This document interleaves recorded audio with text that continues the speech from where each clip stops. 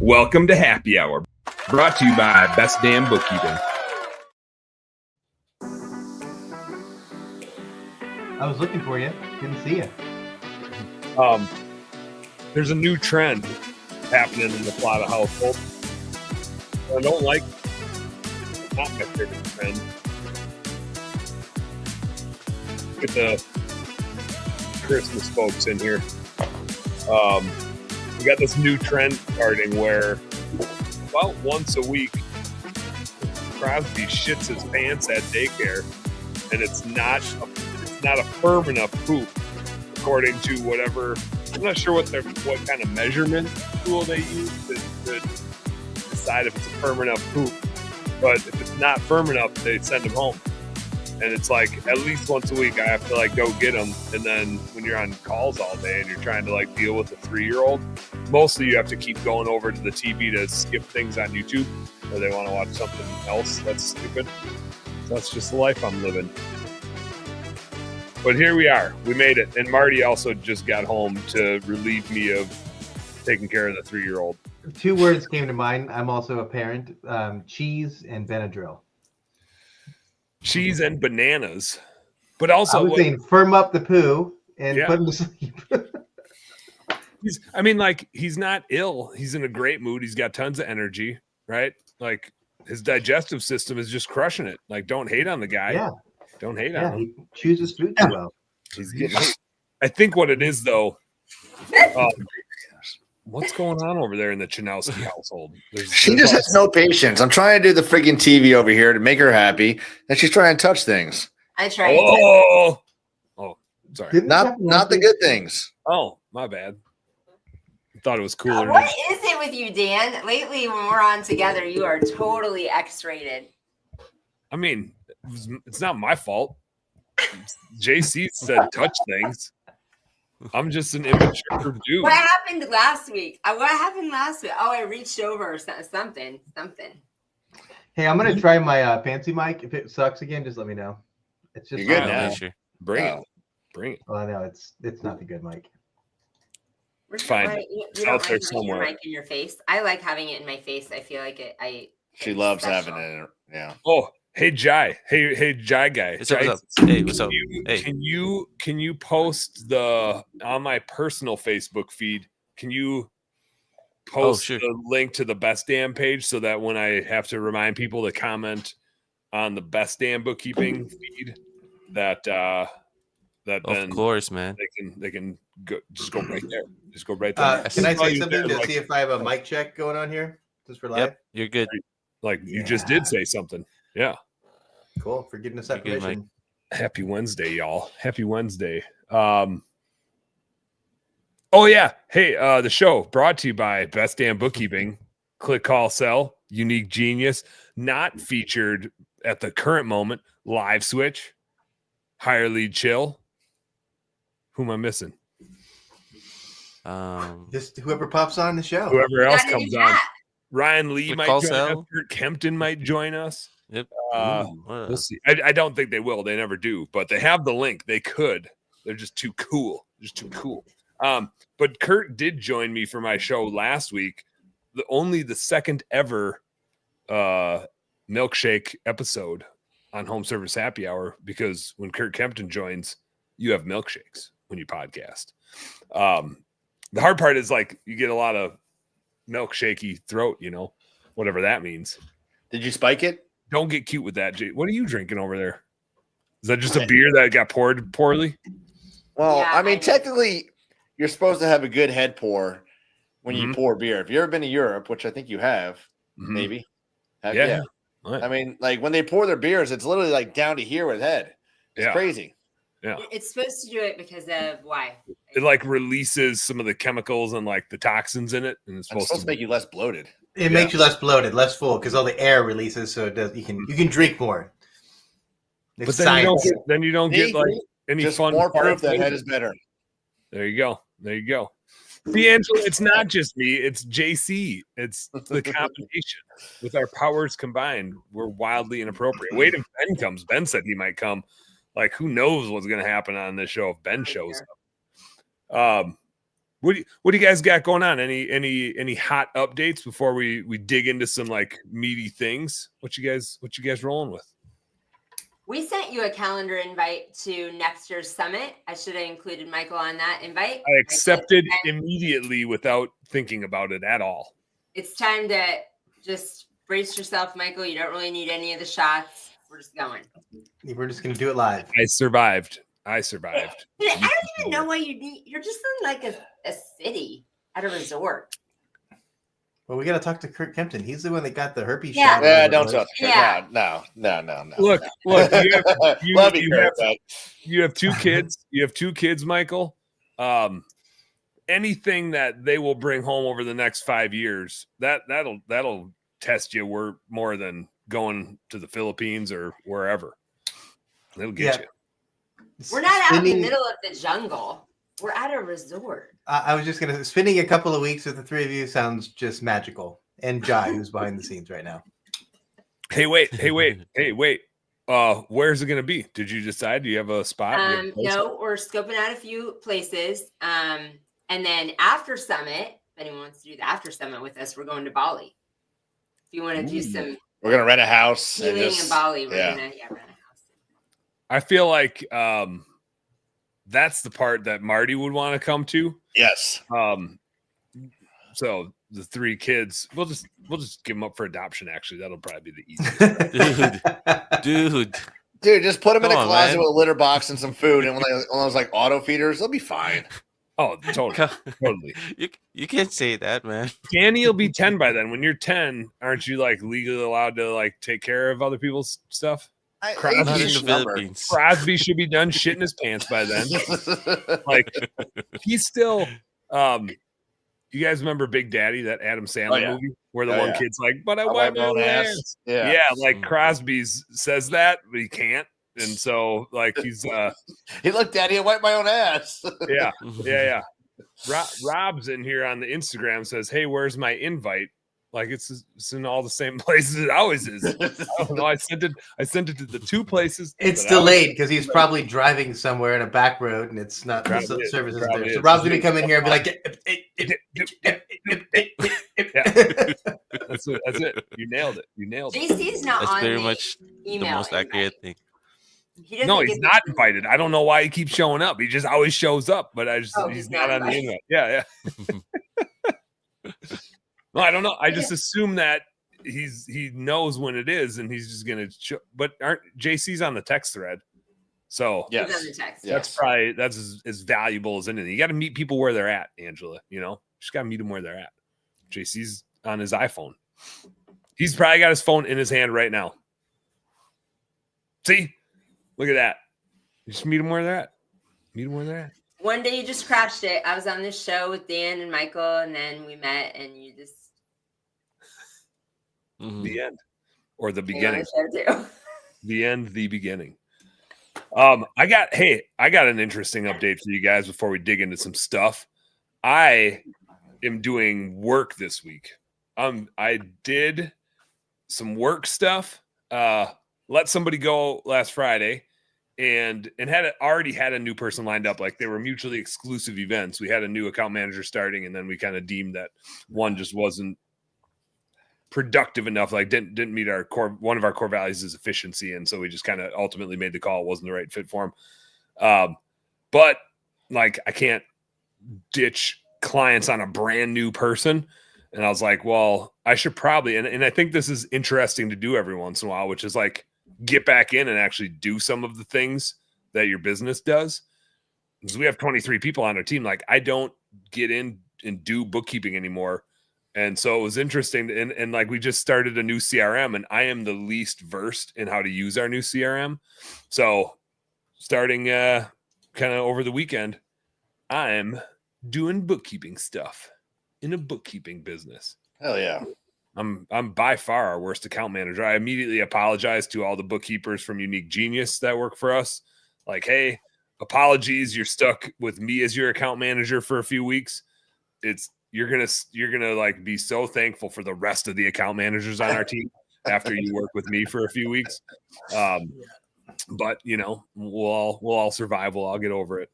But it's kind of like I know we're supposed to get off the truck and scale our business. It is like rejuvenating to get back into the weeds a little bit here and there. And I always enjoyed it when I ran a window cleaning business and like getting out and cleaning some windows. And when I ran maid service businesses and getting out and scrubbing some toilets. Like, I've never been gun shy of getting in the weeds and like jumping back on the truck or whatever. And I kind of like miss it. Like, I'm too ADD to do the same thing every day anyway. Like, I don't think I could do it every day, all day. But I like jumping back in for a bit. It's fun. It's fun working. I'm with you, Dan. Like, this is my favorite time of year to be on the trucks. Like, everybody's like, why are you working? Why are you doing installs? Because I freaking love it. Like, I truly love getting on the lift, getting out there, hanging out with the guys. I mean, I'm hanging out with, like, I try and switch up a cruise. I've been in the lift with the last 2 days for this dude that I never really hung out with. And he's like, I kind of like this. I'm getting tips from the boss and I'm learning more. And it's like, you know, they feel good about it. And they see I'm not just barking orders. Like I told the guy, I was like, I would rather do the work than you do it. Like I freaking enjoy doing the labor. I'm not here to like just give you orders and watch you do it. That's not the kind of burst I am. Like now in 2 months, I'm fucking done. And like, you're going to do everything. But for the next 2 months, I'm going to be out there sweating my ass off until it gets cold out and having some fun with you guys. So it's great for the team to see, you know, that you're out there. And it's not for everybody, and I get it. But for me, I freaking love getting out there and hanging lights right now. Hell yeah. 'Tis the season, baby. Yeah. It's go time. I do not like to do that at all. Hang lights or build websites? Build websites, hang lights. I like the strategy part more, and I always have somebody with me that can like do the things, and it's incredible to watch like degrees of separation between you and the actual tasks itself, because it allows you more freedom to get a lot more things done. I can get done 5-6 things at once because I have 5-6 people doing the thing. Just makes it more fun for me. I think everybody just enjoys things different. Yeah. JC and JC knows Chris Heffernan well. Talked to him a couple weeks ago. Still on roofs, hanging lights. I'm like, dude, that's crazy. He won't stop. Yeah, he's another one. He won't Literally stop. never. It just there's no wrong or right answer. It's just what you enjoy doing. Your zone of genius or your unique genius. Yes, see, that's what I was just gonna say. Too many people, too many business owners follow somebody else's blueprint, and that's what's wrong. Like you have to do not what somebody else says is the right thing just because it's a high value task in your business. Like you got to keep in your business what lights you up. Have you guys ever given somebody else's presentation along that line of like doing what hits home for you and not what somebody else's blueprint is? Have you guys ever had to give somebody else's presentation? Explain like on stage? There was a time where Shawn was going to be at a trade show, but then like family stuff came up and he couldn't go. So I had to present his stuff. And I've had to do it. I had to do it in the corporate world a couple times too. Presenting somebody else's stuff is the worst. Like, cause you can't even wing it, right? You can't like put your spin on it. You feel like you're just reading their slides and their brain doesn't work the same way your brain works. Like that's trying to run it. And I've talked about this on the show before. Like when I started running Blue Skies back in 2015, 2016, I had that problem. Like I was running Mike Dalkey's business, not Dan's business. It was like paralyzing. Like I felt like I needed permission for everything. I have a few clients that I'm like helping work through that right now. It's hard to like do somebody else's thing and like lead by their core values and not yours. Maybe it's especially hard for us as entrepreneurs because we already don't like to do what somebody else tells us to do. Like we're a little bit wired that way. Yes. Hey, Trevor William Steele, get out of the plot of personal chat. Click the link that Jai put in there for you. Get on over to the best damn bookkeeping chat. Damn it, Trevor. But Dan, that brings up a good point, which I hadn't necessarily thought of before. When you're saying like how hard it is for us to do someone else's presentation or run somebody else's business by somebody else's rules, is why it's so important as the visionary in a business, like to get absolute buy-in from your team, like that they are there, that it's their vision too, that they're so bought into their vision that they're not just following your blueprint or your plan, or it probably feels like that to them too. Yeah, that's true. I find, I mean, I hadn't thought of it that way before. Rob's commenting, but I can't follow his stream of consciousness well. I have 2 relevant stories that might be applicable. So the first one is, I bet a lot of the audience remembers the 5 stages of growth workbook that Josh Latimer, Brandon Vaughn had in Conquer back in the day. And I remember I had a conversation with both Josh and Brandon, who I think built the scene together, or at least Josh did it first. And you remember, like, stage 1 was owner operator, stage 2 was get a salesperson, stage 2 was get an admin, right? And I was always confused because coaching through Conquer hundreds of people, it's like people have different skill sets. Some people love admin. I remember Justin Noggle, who's now doing coaching now. He loved the admin side, loved it. Sales terrified him. So, like, is he going to follow the stages? No, he wants to be in the admin seat because it's what he loves doing. And so, telling somebody else's story is really difficult because you want to leverage your strengths and you can grow your business in any way you want. The second thing is, I talk about this all the time, but as far as coaching goes, I recommend everybody should be a coach to somebody. Everybody has an experience somebody doesn't have. And as long as you have the desire to coach and make other people around you's lives better, coaching is an incredible skill to have because you get better at it all the time. But I think the most important skill that people don't talk about very often is I get to learn every time I coach somebody. I get to learn not my perspective, but somebody else's perspective. What did JC go through as I was his business coach? And I got to observe and see the wins, the losses, what caused the issue to come up. And so when I tell somebody else's story now, I'm telling it because I've seen this exact same situation 3 times, and here's what happened, and here's what the outcome of those 3 situations were. So the more you are involved in coaching and the more different perspectives you're able to observe, the more effective you're going to be as a coach, as a leader, as a mentor. Hell yeah. I have to clean up my commentary on Rob's commentary, which is, it wasn't Rob, it was me. I just sucked at reading. We were talking about giving somebody's presentation. He said, I gave one for Ray Burke. It was rough. At the Huge in Branson, Rob had to like jump up and do Ray's presentation with Dougie Doo. And man, it's just so hard. Like, you don't know you don't have a natural sense of the transitions. And I remember the first time I mentioned like running guys when I had to fire one person, and they ended up quitting anyway, which was nice, but it took forever. And I remember Dalkey going like, why did that take you so long? And I was like, well, he was your guy, right? Like, how was I supposed to fire your guy? Like, I figured why would you have left him for me? Why didn't you fire him before you left? Like, I assumed my judgment of his character sucked and that I was the idiot, like that he was better than he was. And you must have saw something in him. I didn't realize you were just waiting for me to fire him. Like, we should have told me like, hey, by the way, you should fire this guy right away. It was just so funny. Like, I just couldn't do it. And like, in hindsight, oh yeah, like I totally should have fired the guy. He sucked at his job. But I like hung on to him because it was somebody else's dude. It was somebody else's presentation. It wasn't mine. John Karmazin, what's happening? Hey, we got tonight's guest checking in. Kevin Hargis is here.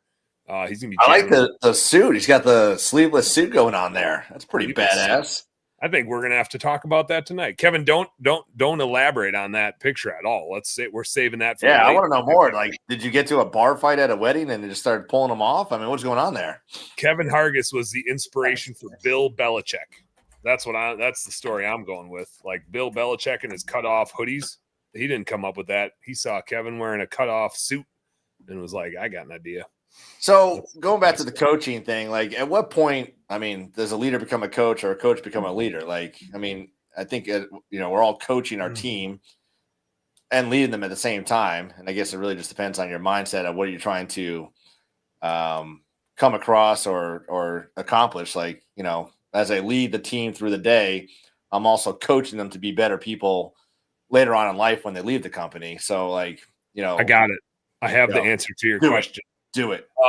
The leadership part is the part that ultimately you're accountable for. Like, you're leading them to the results. Like, here's the result as a team. The coaching thing, like, you're not accountable for their results, right? You're just trying to help them. And so, like, I feel like we're always coaching our team. But I would segregate it between, like, the coaching is the whole human, right? And trying to help them just be the best version of themselves. And the leadership team, or the leadership thing, is more like, hey, in this business, here's the vision, here's the result, here's where we're going. And like, follow me. We're going this way.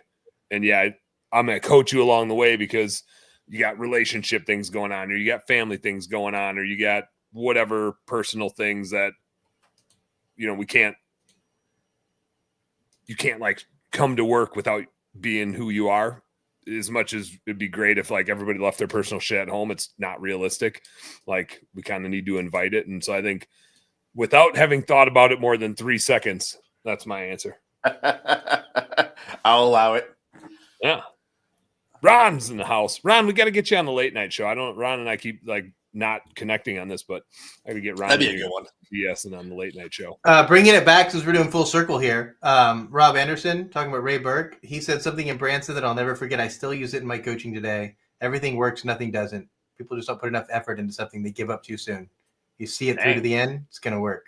Man, I was like, dude. Good God, that was what, 17, 18? What year was that? Wow. 18 or 19. I'm not sure when I met Dan. So the one before when I met Dan. Yeah, that was a while ago. He's back there. Cole Graham checking in on the Instagrams with a beer mug. What's up, Cole? Stop.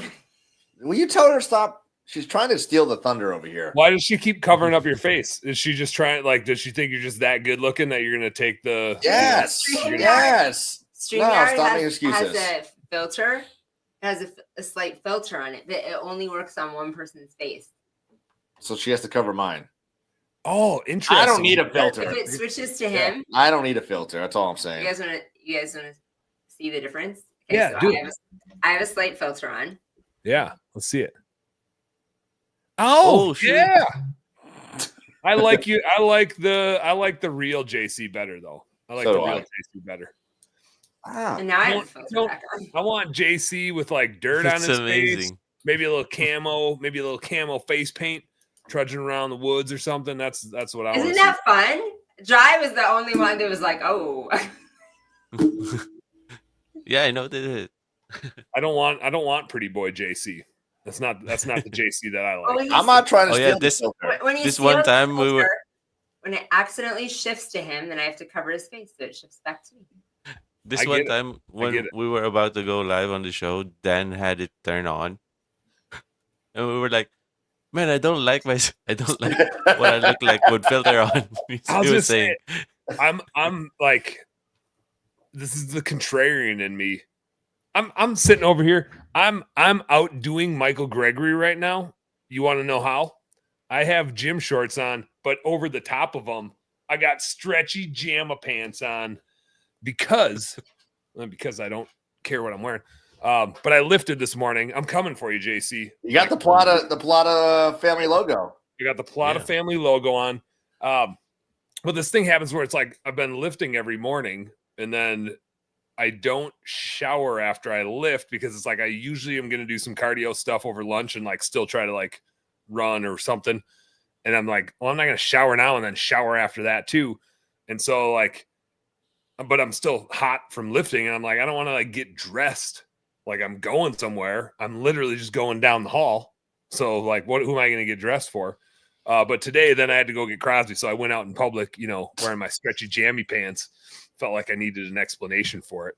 And I'm going to hold us accountable. Guy, we got a commercial or are we just giving commercials today? No, we're not live on the radio today. Oh, let's do it then. Let's roll. We're not live on the radio today? No, we're not because somebody else is taking over our spot. I don't know why. They're at Equip, so they're probably rolling the live. Oh, you're right. You're right. Oh, shit. You want to go? Do you want to jump on some commercials for a break or? Well, can we just put them in later? Do we just need to be quiet for like 2 seconds and then you can slide a commercial in there? Do the thing, Dan. Hey, welcome back, everybody. Home There service you go. happy hour. How was that? Was that good? It's Did it good. feel like a commercial break? Slide that bitch in there. Let's go. Here we go. Equip was a lot of fun. We went 2 years ago. We should go again. We should all go. I haven't been to Equip in a while. I should probably like go and be a vendor. Did you guys go as Unique Genius as like a vendor, or did you just go with No, Turf's we Up? booked the flight like 2 nights before. We just decided to go at the last minute, but it was really fun because Turf's Up had a live spot and we got to record a show. Oh, it's like fun just being there, being in the mix. Yeah, it's an adult playground outside. It's so much fun. Did you do any of like the zero turn races or any? No, we literally got in like at night, spent the whole day, and then left the next afternoon. So it was just so big. It's huge. You need the full two or 3 days to like actually get through all of it. Yeah, that show is crazy. It's cool. The one year I was there, like Big and Rich performed. I was like, wait, what kind of trade show is this where like Big and Rich is coming out to like do a thing? Like, that's a effing trade show. They said it's the biggest one in North America. I believe it. It was, I don't know if that's based on number of attendees or just like square footage because of all the equipment that's there. Outside, yeah. This is nuts. Yeah, yeah. Outside is almost as big as inside. It's insane. Yeah. Yeah, it's a lot. We should look for places we can take the radio show on the road. Like when we were all at Sales Boost. Like that was fun. But places that you could like really be on a panel and all like, I don't know. Home Service Happy Hour Live. Yeah. Yeah, I like that one. World tour. If we can get it, I was going to say, we need one guy that's on here. There's just one other guy that's on here that we could do it in the Philippines. If you know who you are, you can just sit quietly. There's one other guy that we need that's on here, and he's not the guy. He's actually not the guy behind the scenes. That guy's already going to be there. There's just one other person that's on the screen right now that needs to be there, and then we can do. Yeah, shh. Don't cover his face. It might. Keep going. Good old Michael. You guys are fueling my anxiety right now. I have to take another drink. What are you drinking? Well, I have a whole bunch of things. I have a LaCroix, I have a Celsius, I have water, and I have coffee. Jeez. None of those are anxiety reducing. Water is, LaCroix is. It's fine. Hey, amateur hour over there. You know you can just dump them all in one and call it a cocktail, right? You know you can do that. I got tequila. I wouldn't dump the coffee in. No, I would. Yeah. I have had a completely sober from alcohol a month. Good for you. Hey, there you go. Mine's coming up in about a month. My month comes up. I'm due for my sober month. Right. Yeah. What's that? I think we need to have another wedding, then we can just cancel it. Well, I'm not doing it to try to be sober. I'm just doing it to like give the liver a break. If you guys throw a party whenever, like we'll make an exception. I'm not stupid here. Ed Aaron's in the house. Look at this guy. 2 weeks in a row. Yeah. Look at that. No, I got my like the Saturday, Sunday after Thanksgiving when Wisconsin's deer hunting gun season ends through whatever the next like holiday event is. Last year it was your wedding where I broke my fast. Usually it's like whenever we get together with the family for Christmas. There's no getting together with the Plata family without Busch Lights and Coors Lights and old fashions flying around. It's just impossible. It's happening. So we'll see. Cole Graham on the Instagram says, get a chance to snag any stags lately. And I do have, if Ben jumps on here, Ben and I and Lee Cole Sycophus, Clay Davis, and our buddy Aaron are going to Illinois in a week for the first week in November to go shoot some big stags. And I got some trail cameras hitting up. Marty's going for her first bow buck. Sweet. That's this weekend. Marty's going to be smacking one, hopefully. Hell yeah. And then I'm going to make her gut it, drag it, butcher it. She's due for doing the real work one of these times. It's a lot of talk. Probably not going to happen. I have 2, maybe 3 things. If Shawn jumps in, we'll get a little labor market update. Although I think, is the government even operating again, or are they still shut down? Do we know?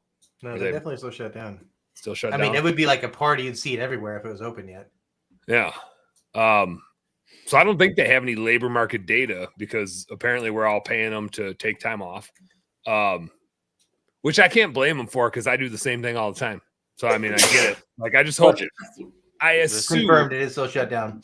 I assume like it's just because it's deer hunting season and they all just want to be out bow hunting. Like that explanation would make a lot of sense to me as to why the government's locked up is it's bow hunt season. There's a cold front, dude. You got to get out there. If there's any other reason, what a bunch of morons, you know? Kevin says he's having old fashions tonight. Old fashions will be in hand. I think I got 78 Busch Lights ready to go. We'll be in the Busch Lights. I'm not going to drink 78 of them, but I'm not going to run out of bush lights. I know that. Ed, you and me, man. See, he said he got one last night. Well, I think he misspoke. He hit one last night. I don't think he got one last night because he said tracked it and no luck. I had that happen to me Saturday. I took the kiddos out, shot one with the bow on Saturday, and just a mile of running around. I was at Ben's house. It actually like ran back towards his house, but then I think it heard us leaving his house, or his son and his buddy's kid got on the four-wheelers and went ripping around. And I think that deer just hauled out of there and blood trail went dry and never found it. If you are in a vehicle or an SUV or something and you turn the wheel hard left or right one way and you hit the throttle, what would you call that when you're doing these things? A donut. Michael, what would you call that? Drifting? All right. What do you call it? Cookies. No. Whipping cookies. Whipping Kitties. Whipping kitties. No. Whipping kitties? Whipping kitties, she calls it. Cookies. You say kitties all the time. Cookies. No, you say kitties. Kitties was the word in my head. Are you? Do you? She doesn't even know what she calls it. Cookies. I don't call it donuts. You call it donuts. You said whipping kitties. Cookies. No, she's drunk. Well, no. I mean, it looks more like a cookie than a kitty. Right, but when she said kitty, I thought. But even a cookie, like it's for sure still a donut because like the middle is undisturbed. You're going around it. It's definitely a donut. A cookie would have a firm. You say kitties. Whatever. When that's this Nebraska came coffee. up, It is, Ed. It is. You posted it on Facebook, and the Midwestern people all agreed with me. With cookies? Whatever I called it. Now I don't know anymore. It was kitties. It was definitely kitties. It was cute, though. It was definitely cute. What you talking about, Meow? So what are you guys doing on your weekends? Just like getting in like an old Honda Civic and just whipping some kitties, or what are you guys doing? No, tractors. They're Nebraska. I don't think they go fast enough to whip like combines and stuff. Dude, some of those tractors can turn on a dime. It's surprising. Got in their John Deere. Tractors can whip one.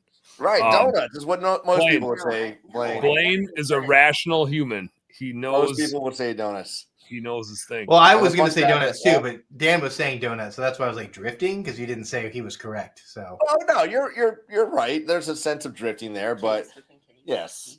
Well, I was out of words, so drifting kitties would not have been on my list. It would not have made the cut. All right, can we bring a work conversation here because like it's the light season. I just want to get your thoughts, Michael, on what you're seeing right now across like the nation.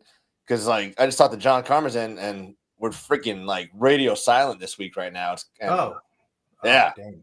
Like organic leads are coming in, phone leads are not, and now we get leads coming in, but nobody wants to answer because they're fucking busy working. So luckily we have. I mean, if you're doing aggressive Facebook right now, I think maybe you're having a lower closing percentage than you want to, but repeats are way up from year over year, like way up. So that's good. No. I haven't seen repeats that much higher. A little bit lower is what I've seen.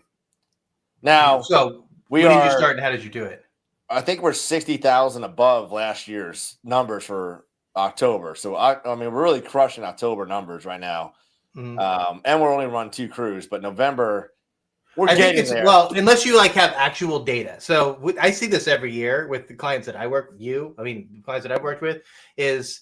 You spend so much time, effort, energy on your repeats, start Christmas in July, specials, promotions, and all of your 80% of the people that are going to repeat have already like booked and probably got the install started now. So there's normally like a little bit of a lull between like this week and the first or second week in November when the new starts to come in. Yeah. And so it's like a little bit of a bump and then a lull and then it crushes again.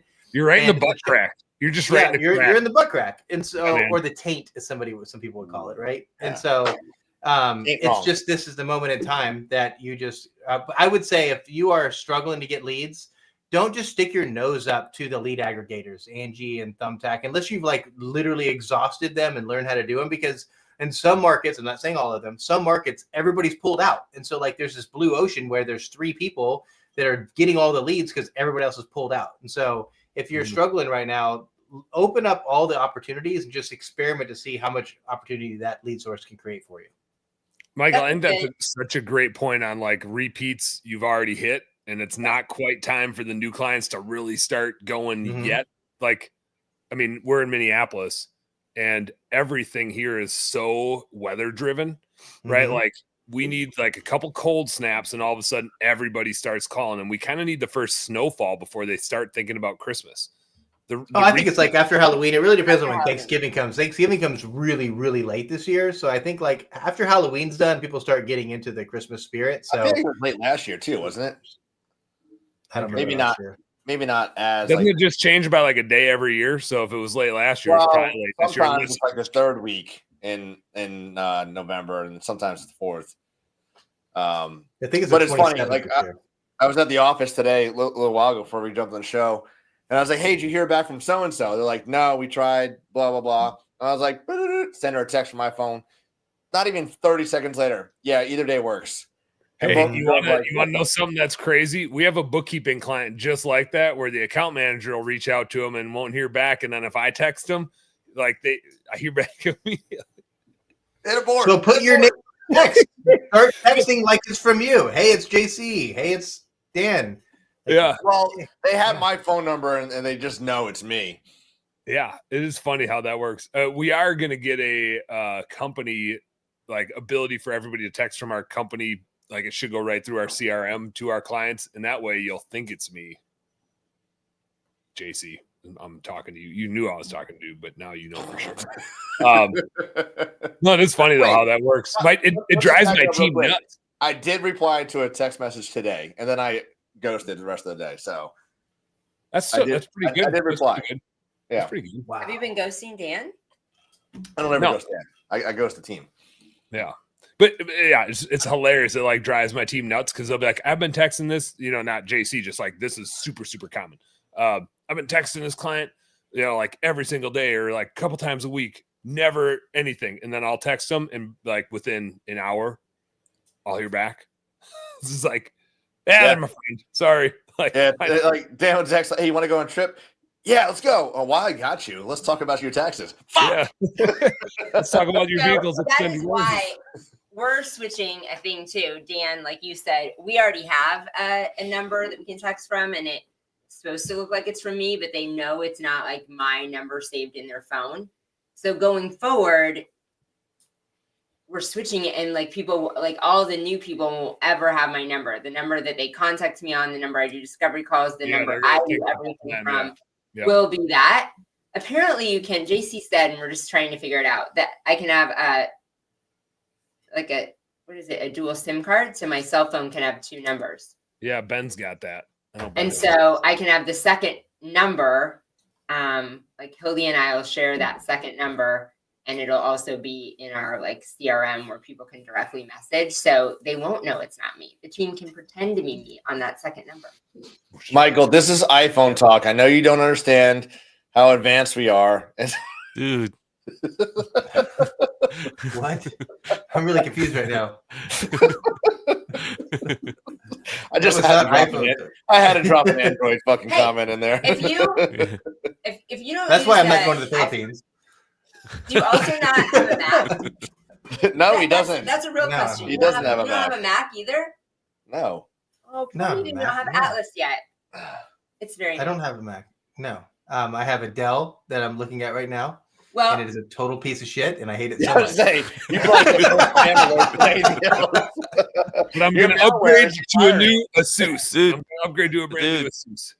I told Michael to build his own PC, but yeah, let me explain why I don't like Apple. So, you guys know the story. My great uncle, literally one of the 3 founders of Apple. I've got the first thing up there. So, like, true story. Yeah. Is the gating. I respect the hell out of Apple for gating everything, because you got the phone and the computer and the music and everything, the TV, it's all in its own ecosystem, and it forces you to have to do everything, and it doesn't really play nice with anything outside like an open source. And I just want to have the freedom and flexibility to like disconnect whenever I want to without it being a total huge pain in the ass, because maybe it's possible one day Apple's not going to be the greatest phones with the greatest technology and the greatest tech stack. It's not right now, but and it's going to be really hard to disconnect for my wife. This probably says a lot about me, but like the only Apple thing I have is an iPhone. Like that's it. Okay. I guess I got some iPads, but they're really just for the kids. But I don't use a Mac computer. I have one. I just don't use it. It's old. I used to only use it for like video stuff when I was making more Shaster videos regular. That's it. Like you don't need to have everything. You can just have an iPhone because they're way better. Unless you really like it. But are they? That's the most objective thing ever. I respect it. I respect people that have them. It's like, you know, they're way better. It's not objective. Points of view. Fact. It's total fact. JC, tell them it's a fact. Fact. See? 100% It's a fact. I mean, yeah. My wife has one. I bought a PC or a regular $400 friggin' laptop one time, and then I got like the malware expiration, like all these pop-ups and pop-ups and pop-ups, and I was done with it. Like I just bought it to be a beater, and I just gave it to the kids. I'm like, I can't even take this thing anymore. Get rid of it. They do like their pop-ups. They do like their pop-ups. Well, hey, here's we have another business thing we got to talk about. We have like two other things. One is a new segment for the show, which I think would be a lot of fun. It's going to be a lot of this. It's going to give us a prompt, and who knows where it goes. I'm just going to look for stupid ass headlines, and then we're going to talk about them. I got to go in 12 minutes, so hustle up. They might be political. They might be business related. They might be just stupid. We're just going to call it headlines, and I'm just going to read you one, and then that's going to be it, and we're just going to break it down. Maybe we'll get to some. I have some picked out that I thought were pretty stupid, and that's just pure entertainment. But one of the things I want to talk about, because it's the season, and Angela totally prompted me on this because she did a video on tax stuff, and I texted her immediately. I was like, "Where'd you find this guy?" So I'm not making fun of Angela on this one, but they were marketing to me like crazy, and there's some things that they said that I don't. It's not that I disagree, but they're really good at marketing. This is what I'll say. But it did like make me research a whole bunch of stuff. And so it kind of got me going on this path of like, what should you be looking for in a tax person? Because I think they laid that out really well. Yeah. And I've talked about the different skill sets a little bit on the show, but I think this is a good time to like lay out how to actually know if you have a good tax person and how to actually know what your like when that person should also do this thing versus when this thing should have its own person. And I have this conversation a lot with bookkeeping clients because they book time with me, and what they think they're displacing is the fat old lady in a dark basement that categorizes and reconciles stuff for them. I just say fat old lady so you think less of that person, but like that's what they think they're getting is like I think actually it was on one of JC's posts. The dude must have blocked me. This was like a year or two ago. Somebody asked for a bookkeeping recommendation. A bunch of people jumped in and said best damn bookkeeping, and then he jumped in and said that's so stupid. All you need is somebody to categorize your stuff so you can do your taxes. Blah, blah. And I was like, no, man, like that's absolutely ignorant. Like your bookkeeper should understand your business, blah, blah, blah. Like they should understand this. They should be like damn near a CFO for you. And he's like, I can make my own business decisions. Like he was defending the old lady that doesn't know anything about running a business. I don't know why it has to be a lady. Could be an old dude that doesn't know how to run a business. First of all, let me just say, I cannot stand CFOs right now because they almost blocked me from getting a $12,000 Christmas light job because they don't understand Christmas and told the lady at a restaurant they shouldn't spend $12,000 on Christmas lights. So the hell with CFOs for that place. Damn CFOs. Still got the job. Still got it. Yeah. Sales, baby. But so I break finances down into 3 buckets, and 4 if you go watch Angela's video with Tax Hive, right? And Angela, is that only for Unique Genius clients, or can other people? So like go watch that video because he does break down a lot of stuff that lazy tax people will not do. And if you hire a lazy bookkeeper because you think they're just there to categorize and reconcile, you're getting cheated. If you hire a tax preparer or a CPA that's just taking information from your QuickBooks and entering it into their tax software and going, you're getting cheated. There's consulting and knowledge that needs to be shared. And it needs to come from the right source, not just a CPA or a CFO at a restaurant that's trying to sell JC out of a job. Like it's based on the person. It's based on their skills. It's based on their knowledge. And some of the stuff that I saw Tax Hive get into is not for your tax person. Like he got into it because there's tax implications of it, but it's totally shit your financial planner should be talking about, which is like episode number 4. But here's all your finance things. And if you don't have these or you have them blended together, like I encourage you to scrutinize the hell out of why you have one person doing 2 different jobs. The first, and I'm going to take these in order of how they need to get done in your business and who should be doing them. The first one is administrative accounting. And you should hire Angela and Unique Genius to do administrative accounting for you. It is stuff that you don't necessarily need an accounting person. You don't want an accounting person to do because you don't need to know accounting at all. It's sending invoices. It's paying bills. It's running payroll. You don't need to know journal entries. You don't need to know balance sheets. I call it mother-in-law work, and I love my mother-in-law is freaking awesome, and she's great, but she doesn't know anything about running a business or anything about accounting, and I could hire Darlene to send invoices to people and collect money.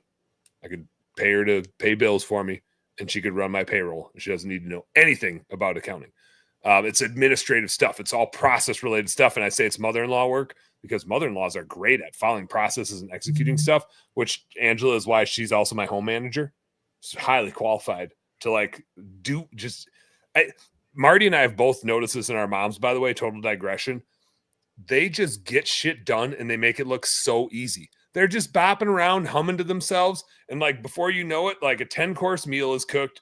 Like all the dishes are done. The laundry's like, they seamlessly execute with total ease. When it looks like we're sprinting and yelling at people the whole time if we try to do it. They're just like, they've got a lot of practice. They've got a lot of practice and execution. Anyway, that's like the first accounting thing that needs to get done is all the execution stuff. The second thing that needs to get done is bookkeeping, which requires nerdy accounting knowledge, journal entries, balance sheet stuff, knowing where to put stuff, know where how to categorize it, knowing when to categorize it, and then being able to report it industry specific. It's not just hey, make sure it's done so somebody can do the taxes.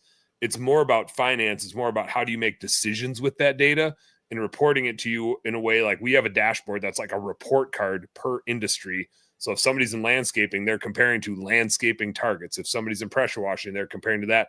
We have an HVAC guy. Right now, he's got 4 different divisions, and we break those down into separate things, and he just bought a plumbing business not too long ago. Pretty soon, he's going to have 6 different divisions. Like, we can measure it by division for even the different things that he's in. That's bookkeeping. It's like what's working, what's not working. It's like right on the verge of like your metrics and your KPIs. So as much as JC hates it, like it is a CFO service in a way. The third one is your tax person. And that was what Angela had with Tax Hive. What's the guy's name? Start with D. Devin? Look at me in my memory. And Devin made a couple good points. He did the thing that sales and marketing people do really well, which is they use certain numbers that make it seem better than it is, and they use things that don't apply to you to convince you that's a good thing. So I didn't love how he did it, but he made some really good points, which is if you just have a tax person that is just taking information in your QuickBooks and tax preparing and isn't talking to you on the regular, isn't understanding your situation, isn't looking for opportunities to save you money. He mentioned the Augusta rule a couple times. That's like a no-brainer for so many of us business owners to take advantage of. There's, depending on the type of your business, your kids being on payroll is a no-brainer. Estimated tax payments, when to buy assets. He went through a whole lot of things and he broke down like buckets to think about it in. And I thought that was super useful. You need a good tax person that understands the damn tax law. It's not, I'd love to wave a magic wand and just like have it go away. And like, we all just pay tax, like a percentage and done. And we don't have to think about it. Like, it's crazy to me that there's a whole industry around this, but I don't see it going away anytime soon. And like, this industry is going to exist. And AI is going to be a big part of it, obviously, but the better you can implement those things to save you money on taxes, it's crazy not to. The fourth one, which he kind of called a tax preparer's job, and I would disagree. I think it's actually your financial advisor's job, is what investments are you making that have tax implications? 401ks, Roth IRAs, whole life insurances, where there's cash value pieces to it, and like long-term tax implications, not just this year tax implications. And he referenced a couple that were like investing in certain oil exploration things, investing in certain solar things.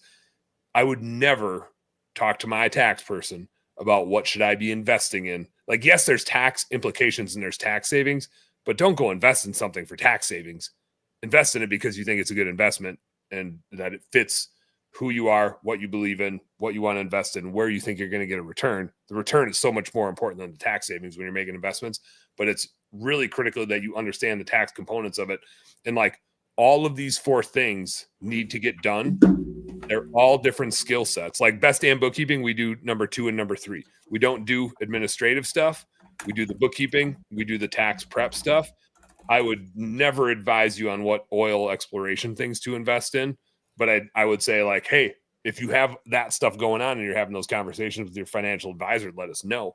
But like those four things you need to put into buckets, you need to think about them. And even when we do number 2 and number 3, we do bookkeeping, we do tax service. Those are two different people.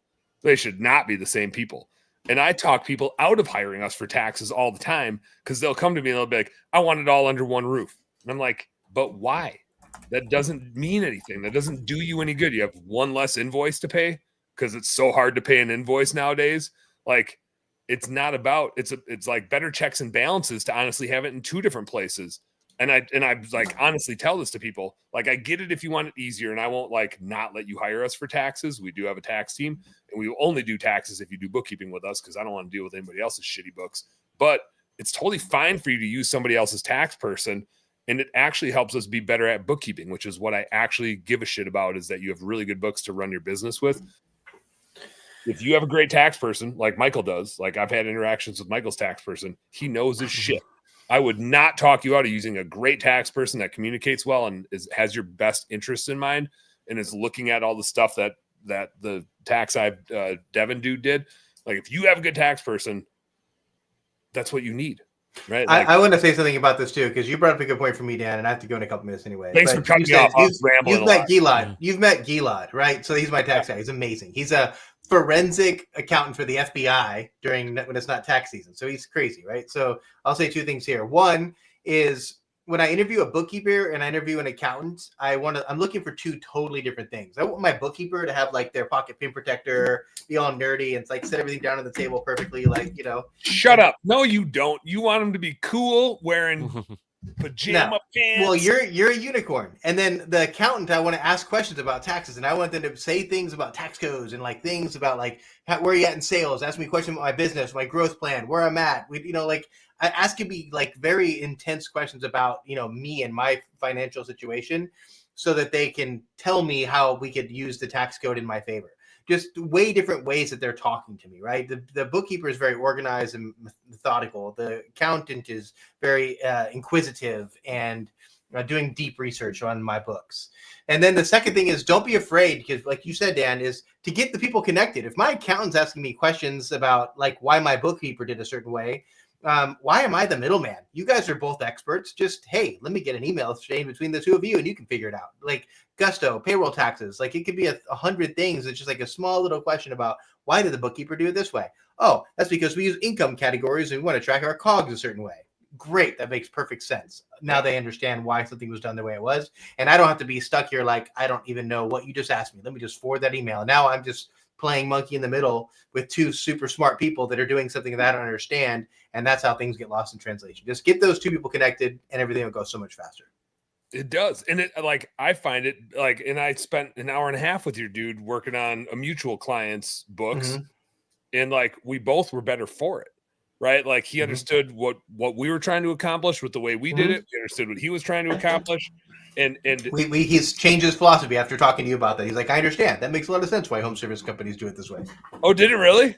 Yeah. Like he was Yeah. not happy with it at first, and I was like, yeah, but like it's not for you, man. Like you and I could add these numbers together to make it for you. He right? does. He's got a spreadsheet that does all of it now. It's Yeah, really like cool. we can do it in a spreadsheet, but like this is for Michael, or it was for Trevor at the time. That like we got to help him know that the COGS is right, or what's working in his marketing, or that he's spending too much on fixed overhead, whatever. Michael, there's a question for you here on comments before you go. There we go. Holy crap! Well, This guy is actually Jesus.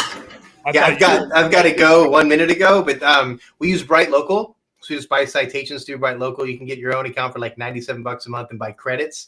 And for $300 or $400, you can get all of the local listing citations that you want. As far as if you're doing like on page or local SEO, go to a business directory. So I'm in San Diego. So I would put like La Mesa small business directory. If you're in Minneapolis, Minnesota, or something like that, do Lakeville or Fridley or something like that, small business directory, and find it might be a Chamber of Commerce. It might be just like a local business listings, and go there and then just register your business there, linking back to that local page. And then try to register for as many local awards as you can. Like the best of is always fantastic because it's mentions of your brand, especially local mentions of your brand, linked to a local page for your website. That's the best way to do it. I'm mostly impressed. That was great intel, but I'm actually mostly impressed on your knowledge of Minneapolis suburbs. That was pretty spot on. Good job. Well, when you've been doing this for hundreds of clients for 14 years, my knowledge of the geography of the United States is pretty crazy. All right, see you guys. Later, bud. Bye. See you, Michael. Kevin Hargis, I think, hit a good one here. We talk more about this tonight, Kevin. He said he's a personal banker, got a business banker, got a CPA, got an investment advisor. Each one does what they do best. And I've gotten like a hard time for this before, but like I went to school. I did the CFA program. Like I'm not a tax person. I didn't do the CPA. I did the CFA. Like I went to school for finance and accounting, and then I did the CPA version of like the financial designation. I'm cheap, so I won't pay them the annual dues. So I don't have my CFA designation, but like I did all the work to get all the knowledge. I'm cheap. Like there's no value in paying for letters after my name. And I won't touch my investments. Actually, Michael and I were on a meeting for Higher League Chill yesterday because he and I own that together. And he was like, "Oh, I'm going to do this investment thing." And I was like, all I've learned is like, there ain't no joy in you winning and somebody else losing. Like investments, somebody wins, somebody loses. So that's it. If you're buying and you win, and you're selling, you're winning, or whatever, like whichever spot you're in, whoever was on the opposite side of that transaction, they lost, or you lost and they won. I don't get any joy out of gambling or doing money things. I get joy out of helping people, and that doesn't help people. So we got into like a philosophical debate, but like that was, if you would have saw my career trajectory and my education trajectory, I should be on like in New York on Wall Street. Like that was the path. Like I'd be managing a hedge fund. And I won't, like, I have all that education and I won't mess with those investments. Not that I couldn't, I don't enjoy it, but even with the person that has the knowledge, I still use somebody. If anything, I'm going to finish on this, and you guys already all know this is true. JC's probably so frustrated with this. That's why he's gone. Like, he's probably just like, oh man, I can't even handle it. When you are married to somebody, they immediately don't trust you anymore. Marty and I in archery league, like I've been shooting a bow for about as long as I can walk. And I'm a certified archery instructor. I was certified to instruct archery by a damn gold medal Olympian. Like, I know a thing or two about shooting a bow. I'm not a gold medal Olympian, just a guy that won a gold medal in the US 1996 Atlanta. I know a thing or two about archery. I like to bow hunt a lot. I do bow hunt a lot. Marjorie and I were in archery league, and I gave her some pointers. She didn't listen at all. Old dude standing next to her, who she doesn't know at all, gave her the same pointers, and she's like, "That's a really good idea." She implemented them, and they worked, and he got all the credit. And there's just this thing where it's like, if you tell your spouse something, they're not gonna listen, right? Like everybody, you're all laughing, but you all know it's true. Like for some reason, the person that's closest to you trusts you the least. With investments, like this is my background. This is like what I did, what I do, what I studied. And Marty and I were like first dating, and then we were getting married, and like she knew this about me, and she knew me in the corporate world where like this is really what I did. And I would try to teach her stuff, and she'd be like, I don't know about that. I'd be like, lady, like, I don't know how to tell you that this is like all that I know. This and bow hunting. This is all I know. But then the minute we get a financial advisor, she'd be like, oh my God, that makes a lot of sense. And I'd be like, if anything, the purpose of a financial advisor is just for the sake of your spouse trusts them more than they do you. And so you don't need to be the bearer of the news. You can delegate it to your financial advisor. Is the whole point of that story. Because you just can't win. Isn't that why JC left? Probably. Probably. Who wants to talk about taxes? But in you're right. That's why he left, is because I started talking about tax stuff. He's like, I'm out of here. But in reality, and that was one of the valuable things about the webinar, is everyone doesn't want to talk about taxes. They think like taxes and bookkeeping and everything is like, I don't want to look at it. And if I don't look at it, it's just going to go away. And it's an important time of year, like you said. Like, there's nothing you can do in tax preparation. There's little things that you can do after the first of the year when you go get your taxes prepared. Then you need a tax preparer. Yep. And I would argue, like, some people have, depending on like a tax strategist and a tax preparer, like depending on how complex it is, like you get multiple people in that accounting tax realm. Because if you do any strategy to save yourself taxes, you have to do it before the end of the year. And it's going to make a big difference if you know what the heck is going on and can make some changes and do some things before the end of the year. But once the year's over, you're done. And people just think that, and that's the same thing you see with bookkeeping. People just don't want to look at it, and then they make bad decisions in their business that cost them thousands of dollars. And the same thing is with taxes. Like, yes, you have to pay taxes, but it's not the same amount. It isn't the blind same amount for everyone. And you can be smart, and it's literally tens of thousands or hundreds of thousands of dollars can be in your business that you can keep in your pocket if you don't just go to H&R Block and get someone to fill in the numbers. It's so funny how it's like the wait and hurry up thing. It seems like everybody gets into December and is like, oh God, I need to go buy stuff. And it drives me crazy because it's like all you're doing is going broke, saving money. I watched it happen. Like I have a bookkeeping client here that's like a buddy of mine, and he almost went bankrupt, like went out of business because he went and like bought a bunch of stuff in December to lower his tax bill. And he got to March and he was like, I don't even know. There's nothing left, right? There's no money left. And that's like a real thing. Like you can buy a bunch of shit that's on sale, which when you're buying things to save on taxes, that's all you're doing. You're buying shit on sale, right? But you're still, Angela knows this because she grew up in Nebraska, like farming. Farmers are the worst at this. Mm-hmm. Farmers will spend all of their money to make sure that the government doesn't get any, and they'll have tons of silos and tons of tractors, but they also will have no money left because they spent it all. And it's like, I see that happen with business owners all the time where they're like, I need this $70,000 truck because I need the tax write-off. We are not telling you to go buy a new truck. There are other tax strategies. Yeah. Like you don't need a new piece of equipment or a new toy that you don't actually need, but you're justifying that you need it as like a tax write-off. Like, don't just go buy shit because it's on sale. Like, you still have to spend the money. The tax write-off doesn't pay you back as much as the thing that you bought. No. So don't go buy shit to save money on taxes, because all that happens is you are also broke. Yeah, you don't have to pay the IRS as much, but you don't got the money either. And if you go sell that truck, then you owe the IRS a bunch of money from selling an asset at a gain. Like, it doesn't play out the way you think it does. So don't just go buying shit.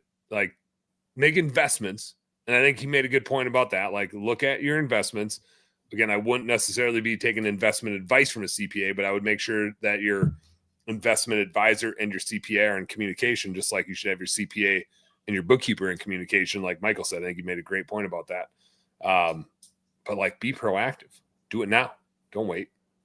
Do it all year. What did we miss, Angela? Oh, I didn't hear you. I don't know. I only heard your laugh, that was great anyway. It was great. Well, I'm excited for Kevin Hargis on the show tonight. I'm excited to hear about the cutoff suit. Yeah. I kind of feel like I'm going to steal that from him. That might be my new look going forward. I'm just going to be a cutoff suit sort of guy. Feels like does feel like a Dan thing. It does. A little bit professional, but mostly not. All right, y'all. Thanks for hanging out. Happy Wednesday. We got Kevin Hargis on tonight. Who knows? The guy cuts the sleeves off of his suits. Who knows where we're going to go? He reached out to me and said, like, dude, I got to come on. We're going to have a bunch of fun. But he's very psychological. We're going to have a psychology business lesson tonight. And like getting into the nitty gritty on how to think about your business, how to feel it. We're going to get deep into psychology and being a business owner tonight. So should be a ton of fun. He's drinking old fashions. I'm drinking Busch Lights. What could possibly go wrong? Stories galore. I'll send you stickers for sure. I got some Best Damn Bookkeeping stickers laying around here. Maybe I'll slap one on I got one on my forehead on this hat. We're going to have a hell of a lot of fun. Y'all join us. Jai, hit me we got some music. You got some music tuned up to close this out. Get some closeout tunes. Angela, can let us know if the sound's coming through or not. Business nerds, you guys know what to do. Work smarter and harder. Go earn some pride. We'll see you tonight with Kevin. Until then, peace out.